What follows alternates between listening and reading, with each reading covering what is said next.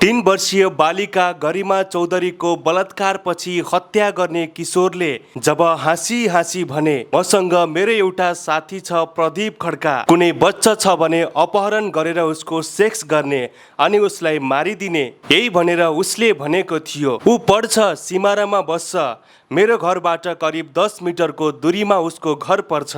त्यस दिन पथैलियाबाट वीरगञ्ज गएर त्यहाँका स्टाफ मैले पुर्याएँ। त्यसलाई पनि सिमराबाट साथीलाई उठाएँ। हामी दुवैजनाले सेक्स गर्न मन गरेका थियौँ। बच्चा खेलिरहेको रहेछ। चकलेटको लालच दिएर गरिमा बहिनीलाई हामीले हातमा लियौँ। खेल्ने ठाउँमा दुईवटा बच्चा थिए। उनीहरू ससाना भाइहरू थिए।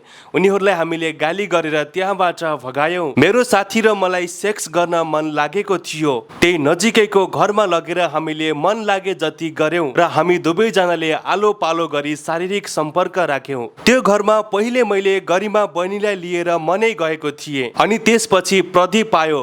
हामी दुवैजनाले मन लागेसम्म मजाले गर्यौँ। त्यो बहिनी बेहोस भएको थियो। त्यो बहिनी बेहोस भइसकेपछि उसलाई हामीले डोरीमा झुन्डाइदियौँ। त्यो बहिनीलाई हामीले नमारेको भए त्यो बहिनी उठेर हाम्रो नाम लिने थियो। बार बार शारीरिक सम्पर्क राख्यौँ।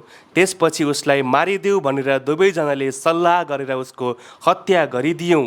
16 वर्षका किशोर जसले गरिमा चौधरीमाथि दर्दनाक तरिकाले बलात्कारपछि हत्या गरे, उनी मात्रै नभएर उनका साथी पनि यो घटनामा संलग्न रहेछन्। ती किशोरका अनुसार ती 3 वर्षकी बालिकामाथि आफूहरूले मन लागेसम्म उनीमाथि खनिए। त्यसपछि बालिका बेहोस भइन्। उनी उठिसकेपछि आफ्नो नाम लिन्छन् कि भनेर ती दुवैजनाले उनको हत्या गर्ने सोचे। त्यसपछि उनलाई डोरीमा झुन्डाइदिए। प्रहरीका अनुसन्धानका क्रममा ती किशोरले बोलेको भिडियो सामाजिक सञ्जालमा छ्यापछ्याप्दै बाहिरिएको छ। अनुसन्धान भित्रभित्रै गोपनीयताका अनुसार गर्नुपर्छ। तर त्यो भिडियोमा भने ती किशोर मजाले हाँसी हाँसी बयान दिइरहेका छन्। अगाडि पछाडि रहेका प्रहरीले समेत उनको भिडियो खिचेर हाँसिरहेका छन्। अहिले सामाजिक सञ्जालमा अनुसन्धान गर्ने व्यक्तिमाथि नै शङ्का पैदा भएको छ। आखिर यो घटनाको भिडियो वास्तविक सामाजिक सञ्जालमा कसरी फैलियो? 3 वर्षकी बालिकामाथि बार बार यस्तो कुकर्म गरेका व्यक्तिले हाँसी हाँसी बयान दिइरहेका छन्। तपाईहरू यो भिडियो कहाँबाट हेर्दै हुनुहुन्छ? आफ्नो ठाउँबाट अवश्य पनि आवाज उठाउनुहोला।